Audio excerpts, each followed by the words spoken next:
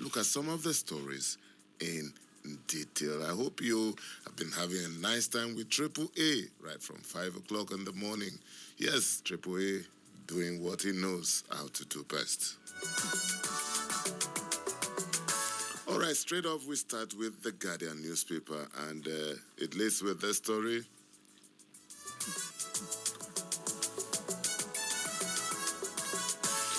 All right, this is the headline on the front page of the Guardian newspaper. FG won't allow fresh ASU strikes. Alausa vows. That's Dr. Alausa is the Minister of Education. Ondo cocoa farmers appeal to Ayedatiwa over crippling new forest policy. And still staying with the Guardian newspaper, FG targets 2026 for full broadband connectivity across tertiary institution. That would be good. Shetima Sanusi, others urge African leaders to harness Islamic finance for inclusive growth. And DSS dismisses 115 personnel as bandit attack Niger Republic. Troops repel Boko Haram attack in Borno and kill terrorists. Edo okays 10 years of jail term for assault on public property. And why Enugu health workers will not join strike. And court gives Kanu till tomorrow to defend terrorism charges or waive right. I think that ultimatum expires today. Tinubu declares emergency in police training institutions. China to deepen strategic cooperation on development, media, and technology.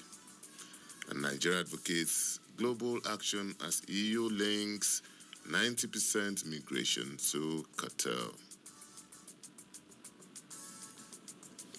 Lagos impounds 115 vehicles, pledges sustained action against illegal garages, roadside shanties. And still staying with the Guardian newspaper, woman nabbed for allegedly faking on kidnap, demanding 5 million naira ransom from husband. Okay, 13 unlawfully detained inmates freed in Taraba get 48 million naira compensation. Court refuses bid to strike out 300 million naira illegal eviction case. And Lagos urges Supreme Court to uphold conviction of doctor in defilement case.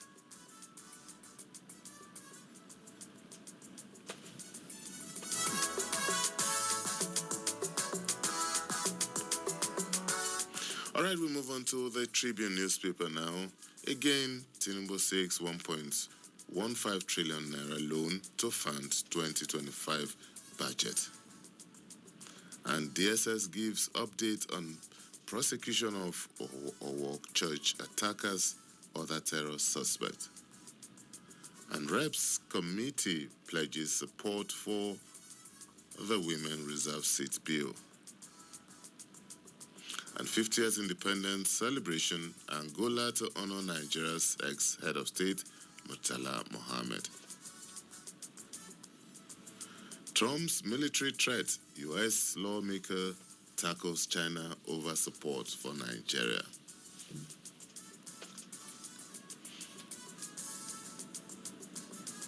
North Central meeting splits over resolution to back Damago. Damago is a factional chairman of the PDP.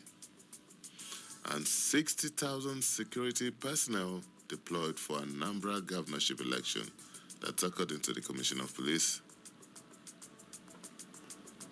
And APC to Obi, national interest must take precedence over politics.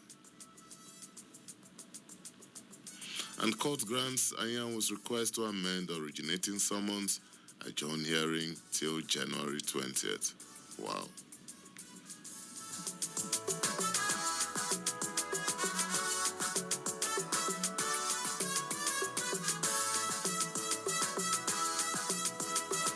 All right, we move on to the New Telegraph now, and on the front page, unpaid contractors, reps reverse decision, reconvene Wednesday.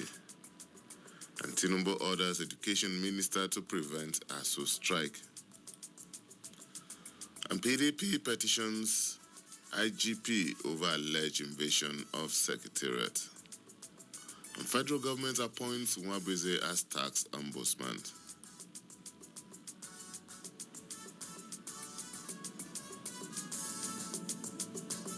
And PDP writes INEC over suspension of Anyanwu orders.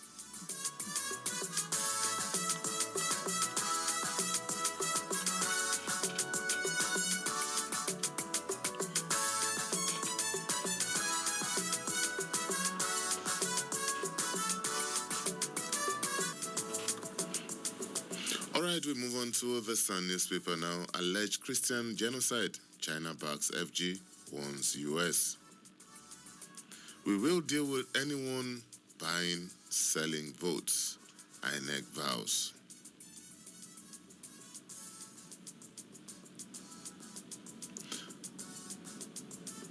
And 2027 Southwest and Quest for Unity. Okay.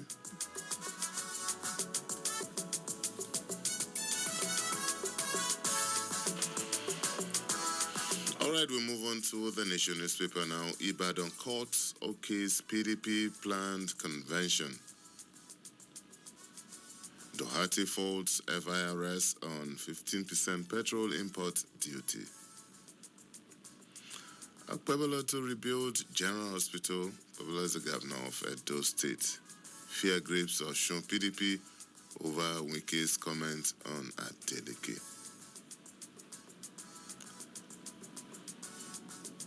Nigerian government. Nigeria will come out stronger from CBC labor crisis. That's from the federal government. Many insurgents killed as troops repel attack on military base.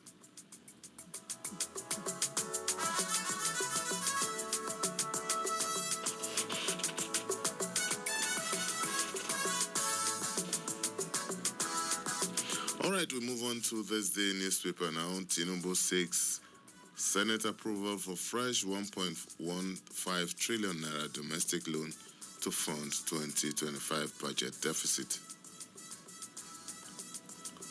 And China rejects planned US military action. EU says it stands by Nigeria.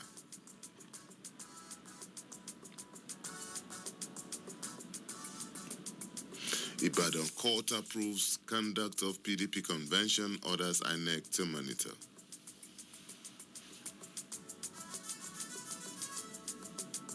Shettima leaves for Brazil to attend 30th UN Climate Change Summit.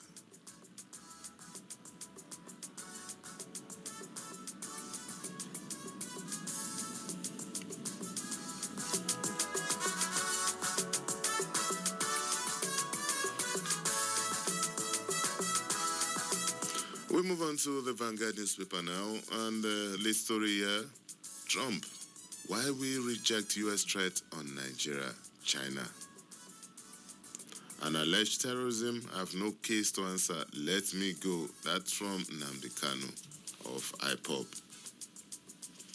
Invasion threat, why Tinubu, okay, why Trump is after Tinubu, that's from Afenifere. Manufacturing, trade drive, 11-month streak of economic expansion. All the stories you can find on the front page of the Vanguard newspaper.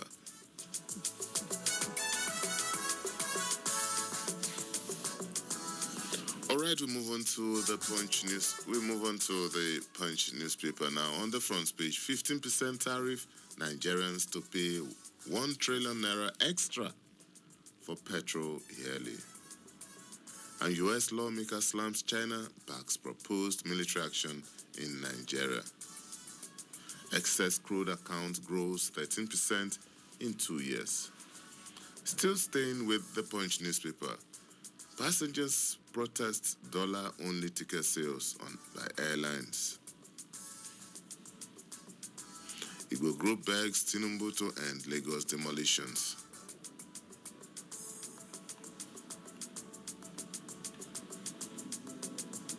A U.S. eyes religious persecutors trial. China backs Tinubu. Wike kicks as Oyo court lifts PDP convention ban. And Lagos policemen treated us like criminals, says tech workers. And Senate receives Tinubu's request for 1.15 trillion naira loan.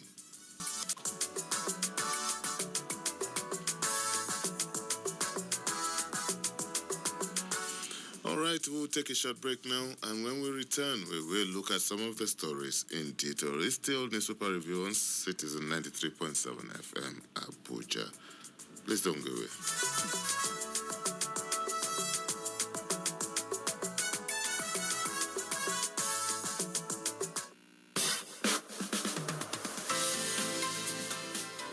Are you a student looking for a voice?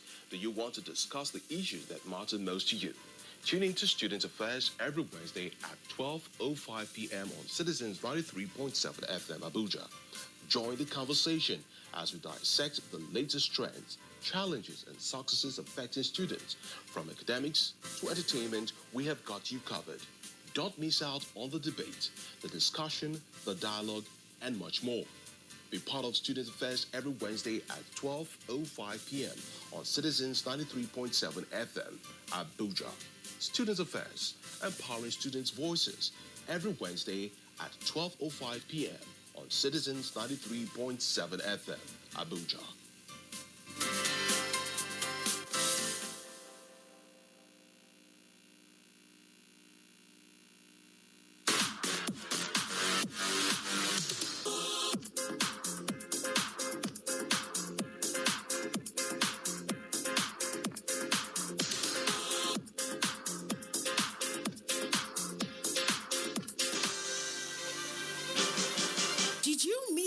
On the news during the week? Not to worry. Retrospect is here to make up for the missed information. Retrospect is a complete package of all the major news headlines that made the airwaves from Sunday to Saturday. Join me, Esther Musu, on the program Retrospect on Citizen 93.7 FM Abuja every Sunday at 6 p.m. Retrospect. We keep you informed.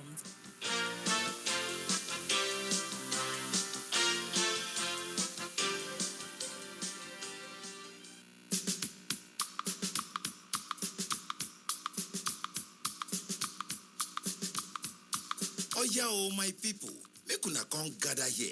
Which kind tori una wan hear on top radio? Wetin dey catch fire on top social media? Bring am on top make we talk am for Citizen 93.7 FM Abuja every Monday go reach Thursday, and the time na 5:10 wey be 10 minutes after 5. Make we talk am as e dey be.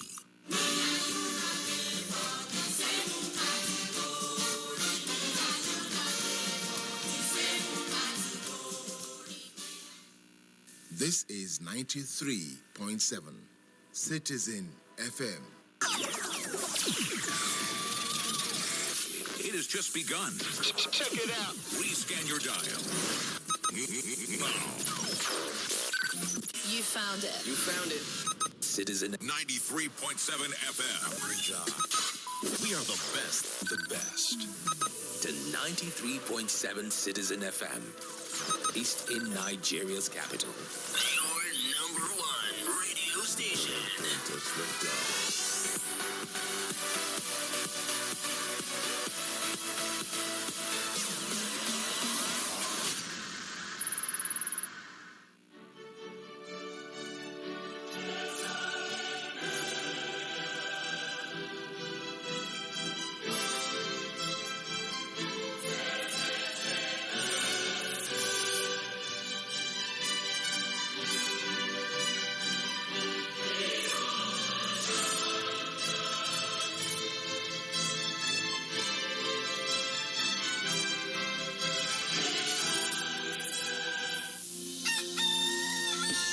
Wake up, Abuja. Rise and shine. Get ready to start your day on Sunrise at Citizen. Sunrise at Citizen 93.7.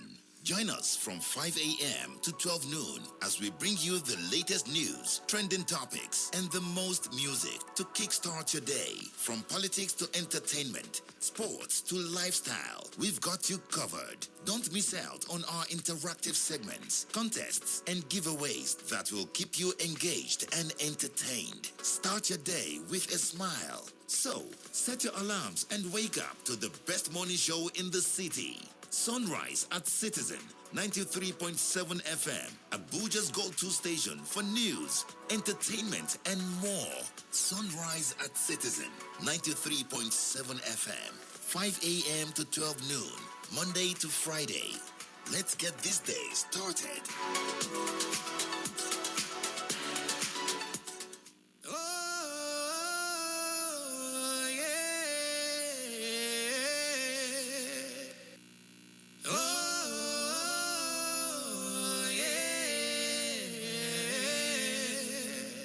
Citizen FM Abuja. Now we be the voice of the people. Citizen FM Abuja. Hello, Abuja. You are listening to 93.7 Citizen FM, the latest radio station based in Nigeria's capital. Our station seeks to broadcast a broad mix of culture and views with priority given to development programming to enable residents share ideas and opinions, music and drama. At Citizen FM, we believe in progressive talk and solution-driven conversation. Our aim is to build a united Nigeria by bringing people of diverse culture together through communication. Enjoy listening to 93.7 Citizen FM. We are more than just a radio station. We are a part of your life.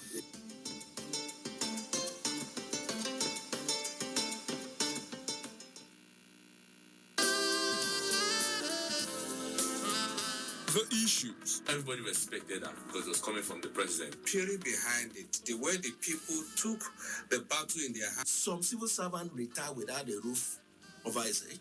The cause. If we cannot trust you, then you cannot take the ticket of this country. Who cannot be divulged from those who cause the crime. Honestly. The passion. You must have national spread. So where is it? Why are you so concerned about that? He said money was. I never. No. The platform is always the same. Insight on Citizen FM 93.7. The source is constant. My name is Lawrence Umoite. There is always an opportunity. Tomorrow, Insight returns with another interesting. Insight with Lawrence Umoite on Citizen 93.7 FM Abuja.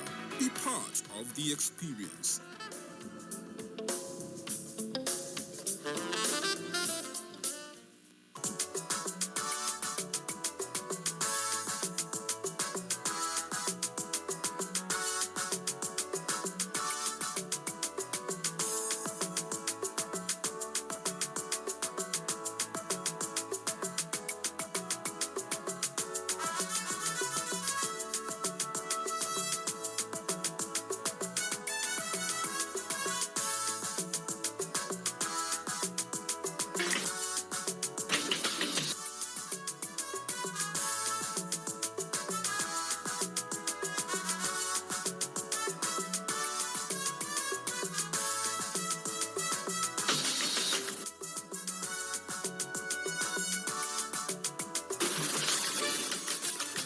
Said I should stay outside the booth. Play it safe.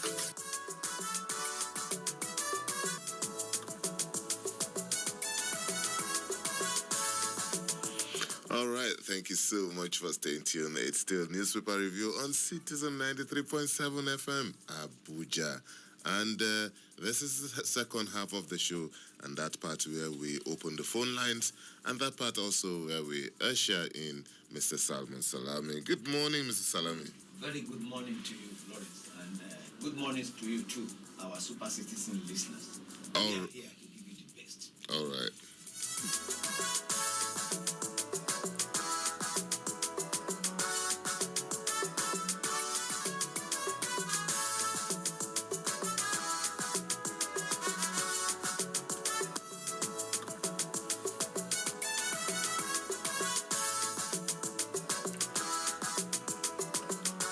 right, yes, Mr. Salame is the Chief Operating Officer, Citizen 93.7 FM. And as usual, he will be our guide as we try to navigate the newspapers today.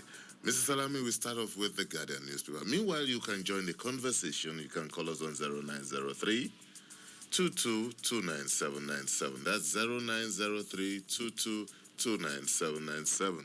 You can also call us on 0818 2222205. Any of these two numbers, you can also send us a WhatsApp message, and we will be glad to read out your message. But please, no flashing. Just call us or you send a WhatsApp message. All right, so we start off with the Guardian newspaper. Federal government won't allow fresh ASU strikes. Alausa warns. Federal government on Tuesday said the public universities will not be shut again over labor issues, declaring... Okay, just a moment, please.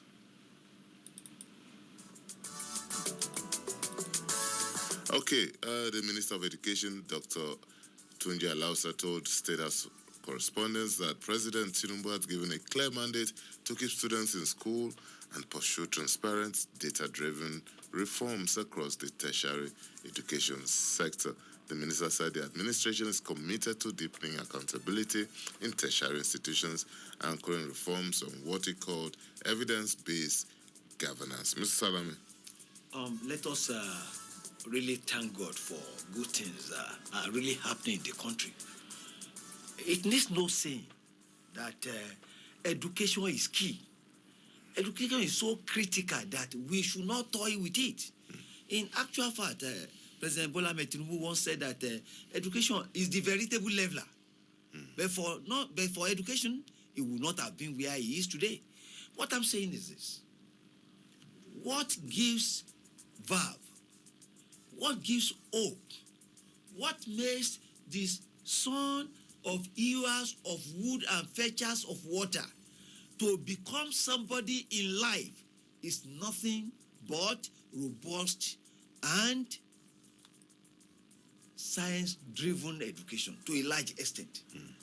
Education generally to start with, but science-driven education. And thank God that the government has deemed it fit that ASU should be discouraged from embarking on industrial action.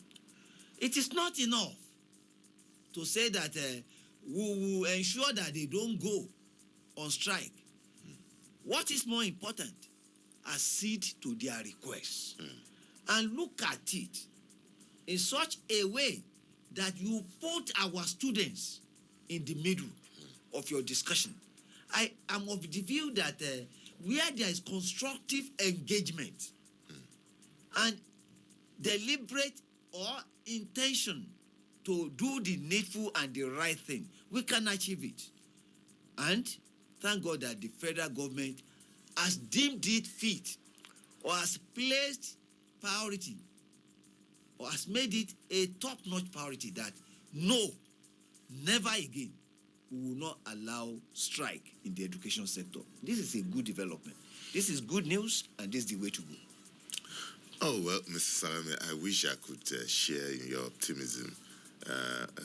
I was watching your body language as you speak with a lot of optimism. You really wish, every Nigerian, including myself, also wish that we will have a crisis-free academic session, at least for the next foreseeable future. But, Mr. Salama, I think it goes beyond the president telling the minister ASU, make sure that ASU doesn't go on strike.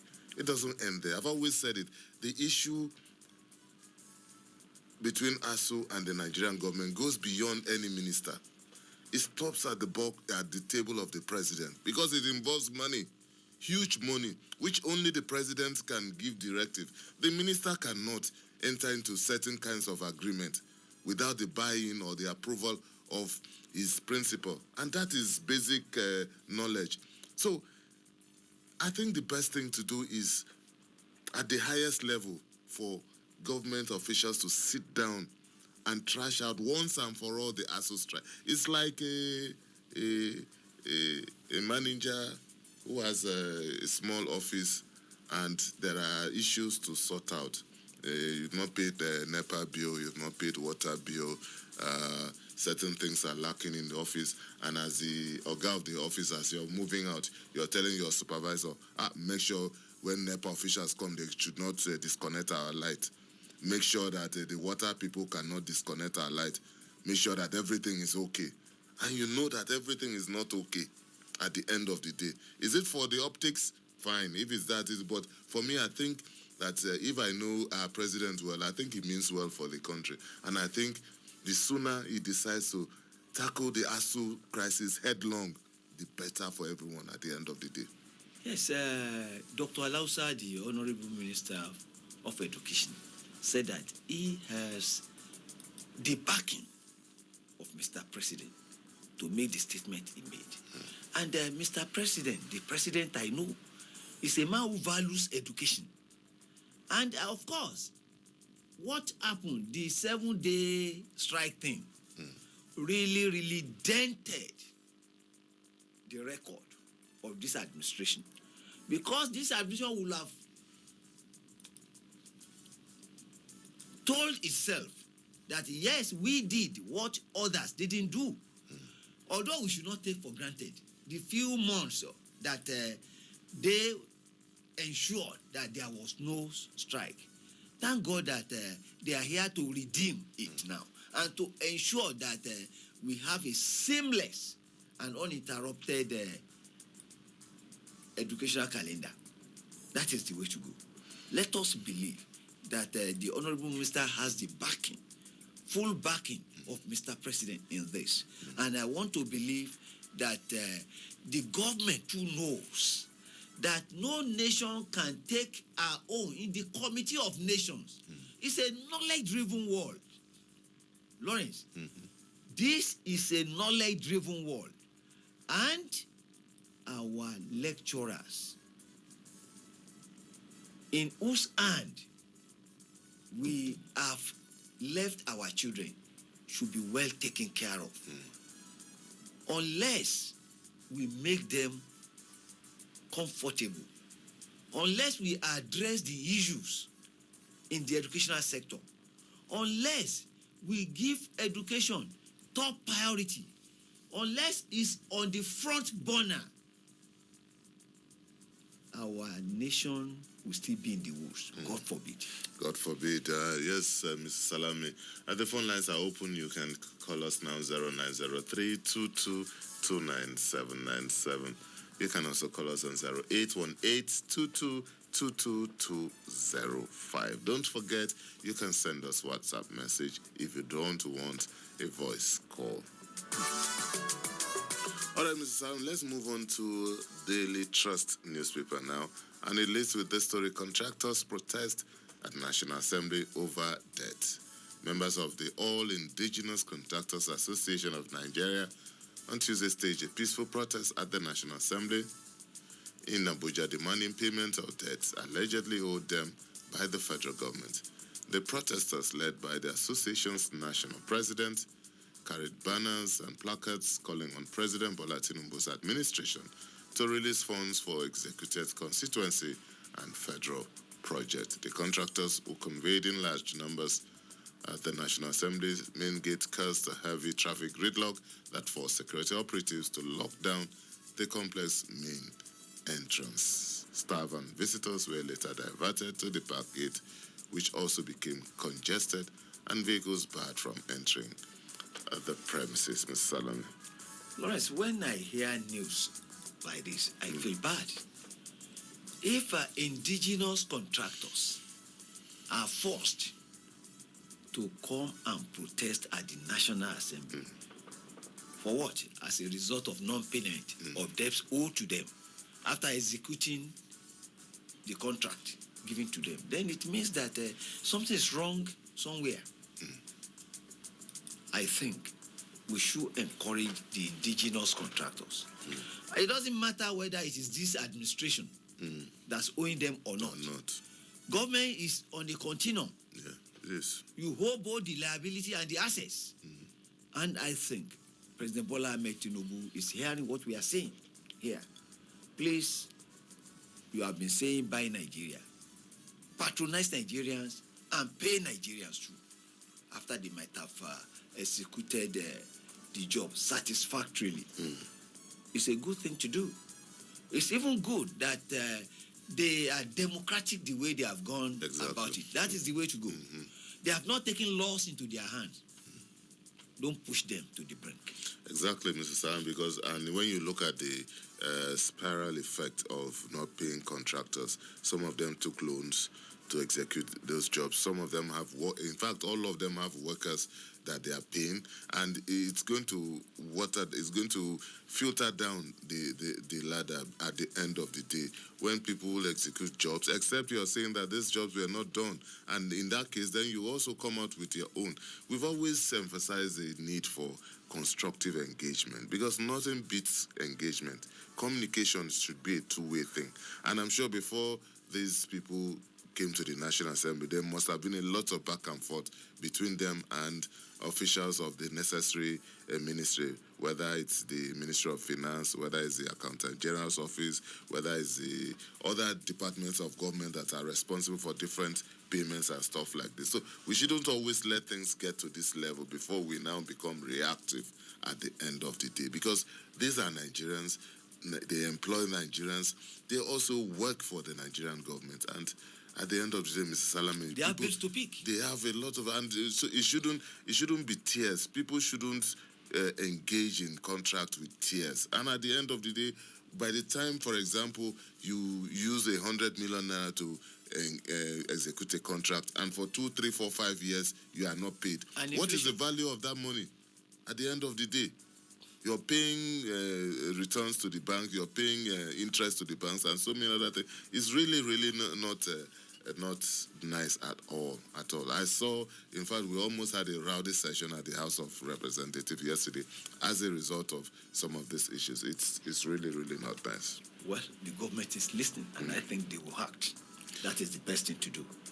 All right, Mr. Salami, let's move on to the Tribune newspaper. Court orders PDP to proceed with National Convention in Ibadan. And Oyo State High Court sitting in Ibadan has ordered the PDP to go ahead with its scheduled National Convention slated for November 15 and 16. Justice Akintola gave the order while ruling on an ex parte motion brought before the court by Folahan Adelabi, who sued as claimant and applicant in the suit. And in his ruling, Justice Akintola granted all the interim orders sought by the claimant, restraining the defendants or their agents from truncating or frustrating the conduct of the party's scheduled National Convention. Mrs. Salah. Here we go again. Cause of coordinate jurisdiction. And one thing about ex parte, I'm not a lawyer. One thing about ex parte motion is that the other party will not be heard. Rulings will be given based on your presentation. And here we go again, Lawrence.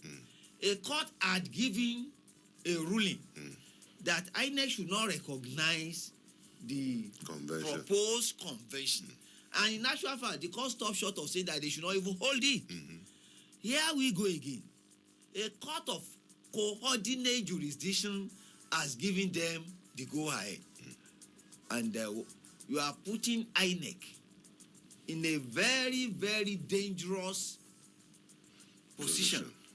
What do you want them to see? My people will say that the Kabiyesi sent you on a message and the river was overflowing. If you are so much interested about your security and you refuse to carry out the message of the Kabiyesi, you are on your own. So, the devil and the red blue sea. The deep blue sea. The deep blue sea. So what do you do? Because no matter what INEC does, a party will always accuse INEC of bias. Well, and between now and the time, before you go to a superior court, which is the court of appeal, time is not on your side. I understand the convention is supposed to hold on the 16th, 15th, 16th. Well, I think there is the need for a court of a superior court to make a pronouncement. It is then and not until then that INEC can decide as to what to do. As it is now, the judgment of the Oyo State High Court is not binding on INEC because it's not a judgment of a superior court. No, it is the judgment from a court of coordinate jurisdiction, and you should understand why. It is easier for our Excellency Governor Makinde to get a judgment. I'm not saying that they are going on something shopping, as the court will say. So what are you saying? You have said it. Anyway, Mr. Salami, normally when I say this is the way we roll, you say no, we should stop rolling that way. These things are not new. It's always been like this. You understand? Now, would you, if the PDP goes ahead to hold the convention, can you accuse the PDP no, they have not. Of they have not broken any law. No. So, and if INEC also decides not to go for that convention, can you accuse INEC of disobeying a court? It depends on who is talking. Exactly. So at the end of the day, but I think this also brings to fore again the issue of contradictory judgments, especially by courts of coordinate jurisdiction. Before the election, this was the You know what I'm saying? Exactly. But the thing is this. I think it behoves on the Chief Justice of Nigeria to tidy up the judiciary. There is the need for the judiciary to put his house in order. We've said this several times. It's always been said, but it's just like the issue of defection among political party members, especially at the legislative arm of government, is not something that is likely to go away. We think sometimes this lacuna is there for certain reasons. Because in the last 10, 15 years, it's always been there. Why do you have conflicting court judgment, especially from courts of coordinate judgment? Oh, the Chief Justice should do something about it. Oh, the National Judicial Council should sanction judges who do this. But it persists. Just the same thing. Why do you have lawmakers who defect from party A to B without losing their seats? And we should do something about that. There's nothing that can be done without tidying up the Constitution. So I think it's on us to see how it does. The only court, as you said, is the appellate court that can put a stop to this and decide one way or another what should happen. Or if they are dissatisfied with that, then they move on to the apex court of the land, who will give a final ruling on this. But until then, because the politicians are smart, elections are coming, the convention is coming next week. So all they need to do, let's just rush and do this convention first. Whatever happens, we will now go. But if tomorrow a court now nullifies that convention, people will come at the judiciary. Why is the judiciary interfering in the activities of political parties, not knowing that these are some of the things that breed that? Well, I will still say the same thing, that there is the need for us to uphold the rule of law and not the rule of hand or arbitrary rule. What is unfolding will definitely deepen our jurisprudence, and it will show us the areas we need to amend in our constitution. But more than all this, I think the fault is in us and not in our stars. All right, the phone lines are open. Don't forget, you can call us on 0903-2229-797. You can also call us on 0818-222205. And don't also forget that you can send us a WhatsApp message on any of these numbers. Mr. Salami, from the judiciary to the legislature, let's move on again to the Senate. Again, Tinubu seeks 1.15 trillion naira loan to fund 2025 budget. President Bola Tinubu has requested the Senate to approve 1.15 trillion naira loan to fund the 2025 budget. The president wants to access the facility from the domestic market, according to a letter to the president of the Senate, Godswill Akpabio. The president explained that the proposed borrowing would be used to cover the deficit in the 54.99 trillion naira budget. Mr. Salam. I will go the way of the motor park economist. If our economy is doing so well, why are we borrowing? Although they will tell you that it doesn't matter whether you borrow or not, that there is nothing really bad in borrowing, that the question is what you are going to use the money for. So we are going to use this to fund the budget, right? Meaning that we don't have all that it takes to fund the budget. Otherwise, we will be in deficit. Is that not so? And yet, we are being told on a daily basis that the economy is doing very well and that we are almost out of the woods.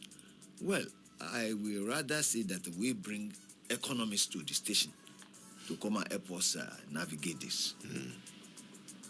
Exactly, and you know that the government has said that in the last couple of years, the funds accruing to both the states and the federal government have almost tripled. Oh, yes. So, and this would also add to the reason some people will say, if you are making this extra, why do you need to borrow again? But as you said, I've always been a member of that school of thought that there's really nothing wrong with borrowing. But as long as there's accountability and there's a priority list, I'm not one of those who believe that you should borrow money to go and build a new government house.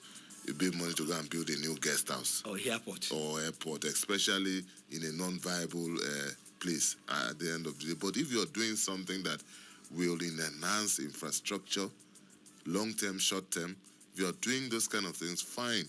But then we have to strike a balance. A friend was just being sarcastic. A friend said that the very fact that you even went to a bank and you are allowed to borrow means that you are viable. It's true now, but you know that the banks, their businesses now, the moment they know that you have the capacity to pay back, that's all they need. They are not interested whether that's what you are going to do is viable or not. They only are interested in that if you are a private citizen. But if you're a government organization or a tier of government, they know that every month allocations will come into your account and they remove a source and stuff like that. Mr. Salami, I think we have a caller here. Let's see who this is. All right. Hello, good morning. Good morning. Hello, good morning. Please, can you speak up? Okay, my name is Mahmoud Salami. Okay, Mr. Salami. Good. I'm speaking from Abuja. Okay, which part of Abuja are you calling from? I'm at Papi Bari local government. Buari. Okay. Buari local government. Okay. All right, please go ahead. What is on ground in Nigeria? Mr. Salami has faced a lot on this matter. And we thank God for having such president that absorbed discussion with us. Encouragement to us. May God give him long life and prosperity. Amen. And may God guide the radio station and guide you, all of us. Amen. I'm very happy with the man. Thank you. Thank you. Oh, all right, Mrs. Salami, that's a fan there who's saying that he's happy with your analysis. Well, we will still continue to read more, think more, and speak more about our country. We have no other country. Why I'm humbled, I will still seek knowledge. All right, the phone lines are still open, although we are gradually wrapping up, but you can still squeeze in one or two calls, 0903 2229797. You can also call us on 0818 222205.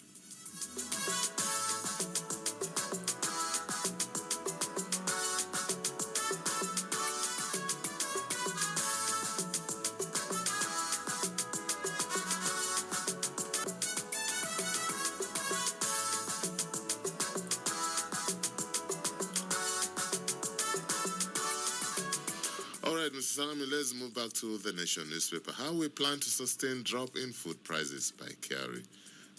Against the background of nationwide decline in food prices, Minister of Agriculture and Food Security, Senator Abubakar Kyari, yesterday laid out a comprehensive plan by the government aimed at boosting food supply and sustaining cheaper prices. The NBS, in its latest Consumer Price Index report, indicated that headline inflation rate dropped by 210 basis points from 20.12% in August 2025 to 18.02% in September. And the minister who expressed satisfaction with the recent decline in food prices across the country, said the government is now focusing on reducing the high cost of farm inputs such as fertilizers, irrigation, and fuel to sustain the trend. Mr. Salami. Lawrence, I think Nigerians, most Nigerians, especially the objective-minded Nigerians, are saying that there is a decline in the price of food. We've been saying it here that until we have what I call food security, we may not go far. And good that the government is intentional about this. And it's now showing. The result is evident now. Because if you give farmers quality food, quality seed, and you make available all that is needed to boost food production, there will be food enough in the country. And if we are able to feed ourselves, then we are solving a major part of our problem. Any nation that cannot feed ourselves will always be at the mercy of the other nation. It is good, and I think it should be sustained. That is my simple wish. Well, Mr. Samuel, I agree with you, and I also think that we need to go further. The issue of security should really be at the front burner, because these are things that have direct bearing on the prices of food. Then infrastructure, also transportation and road network.